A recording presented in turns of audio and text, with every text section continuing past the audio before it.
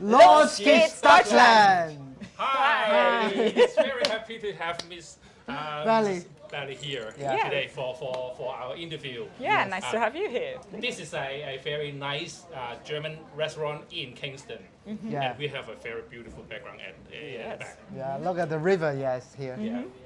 So how long have you been running this restaurant?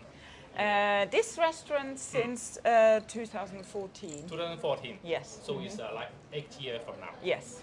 Okay. So the first thing we want to ask you very, very much is that sometimes when people come to a German restaurant, they want to order their favorite food, but they don't know how to call it.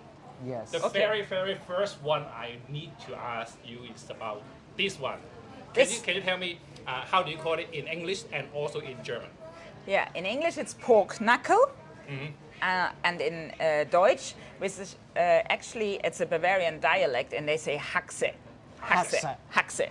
Yeah. All right. And on our menu, you will also find the German name in the title. So if you want to order properly here, you have to call it Haxe. Okay, order properly. Okay, that's important. Yeah. And I know this is a quite signature food that's for Asian people. Yeah. The Chinese people love to order this. It's the bestseller. It's the bestseller for Asian people. Okay. We always do a bet when when someone comes through the door. Right. Are they going to order Haxe? Yes, they do. That's good. And then a very famous one, the sausage. This here is curry sausage, or Currywurst. You wouldn't expect curry in German cuisine, but this was actually invented in Berlin as a kind of street food. So you get it in little, usually paper. I see. Paper plates, and it's cut up, and then it's a mixture of, I'm not even sure I can tell you all the ingredients, but there's ketchup in this sauce, and there's also curry powder in there. And is it very famous in Germany? Yeah, in Berlin particularly. All right. And in Berlin they use a different type of sausage, a more white-looking sausage for it, whereas in Bavaria, where our restaurant comes from. I want to ask you, how many type of sausage are there in Germany? Oh, there are hundreds. Hundreds. Yeah. Each region has got their own special sausage. Each butcher even changes the recipes. But slightly. normally they do pork. They do the pork sausage.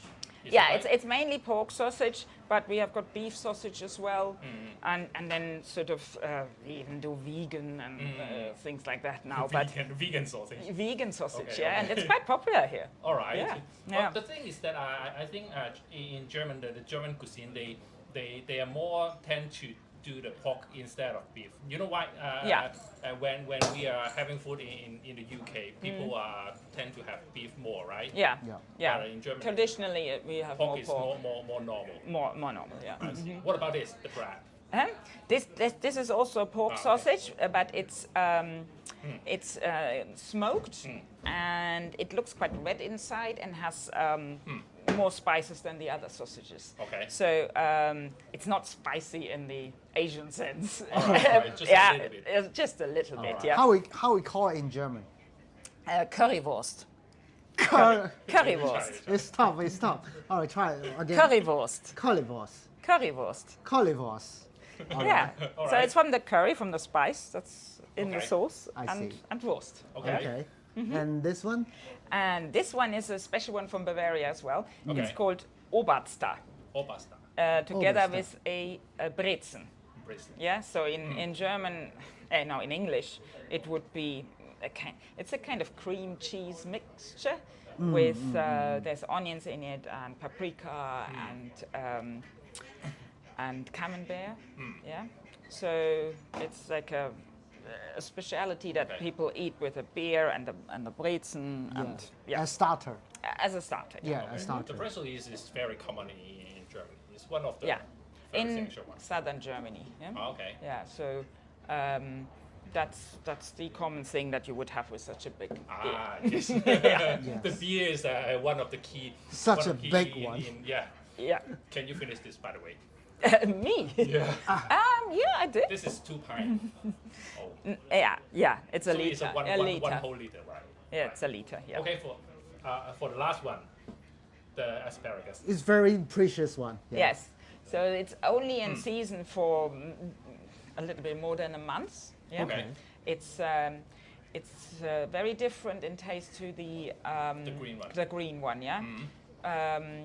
Very delicate, sort of more soft texture. Why is so special for you to have the white asparagus then? Yeah, you can't get it in the UK usually. It's only in that region. Yeah, it's only in Germany, only in special parts of Germany. It's a lot of effort to grow. You build a mound of soil, and then it can only grow until it reaches the top. Okay. Yeah, so that's why they are so white. They never get off outside, basically. Okay. Yeah, so it's hard work for the farmers to do this. I see. And it only grows in a certain time of the year, and then it's gone again for the whole year. So for us, it's very special. Okay. So you mentioned that you can just have it in just for a month time. Yes. In a year. Yes. Oh wow. Yeah. So is it very maybe expensive? 6 weeks. Yeah, it's for a vegetable, it's expensive. Yeah, here in the UK, everything is expensive, so it doesn't really matter that much anymore. Talk about this. How long have you been staying in the UK? 26 years. Oh wow, that's long. Yeah. What makes you come to the UK in the first place? Originally, it was my then boyfriend, now husband. He wanted to do a postgraduate studies here. Okay. So we wanted to stay for 15 months only. Yeah. And then I found a job, and I really liked that. And then I said I don't want to leave when he was finished, and so we just stayed. Okay. Yeah. And at the time, well, with the EU, it didn't really matter where you live and work. Yes, yes. Actually, it's very close that you can go back to your hometown very easily, right? Yeah. So so that's how it happened. We just stayed, and we have got 2 kids here now. They all have got dual nationality. Are they better in English than Germany?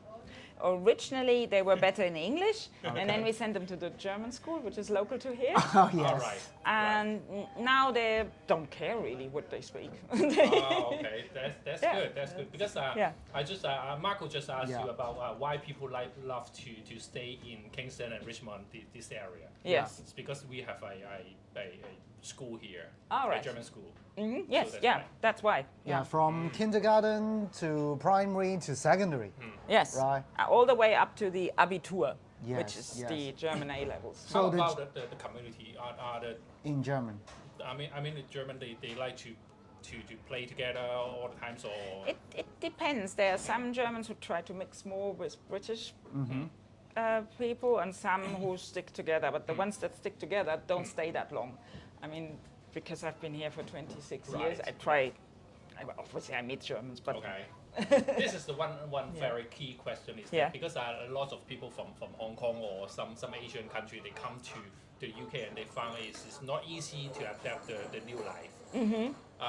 For me, I believe that Germany, Germany and the UK are countries in the West Europe. They should be sharing some sort of a very similar culture.